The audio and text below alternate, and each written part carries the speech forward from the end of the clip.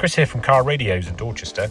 Today we've got this 2007 Mercedes ML AMG 6.3 litre V8 in for a replacement radio.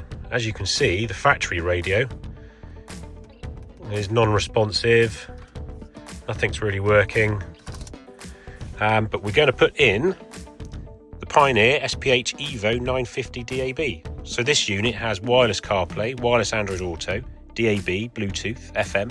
Let's get it in. So here we are, all installed.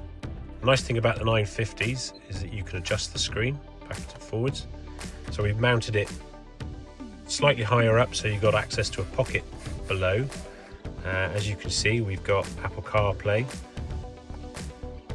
you've got Android Auto, DAB, radio, Bluetooth audio, telephone, everything like that. And what we've also been able to do is to interface it into the factory rear camera.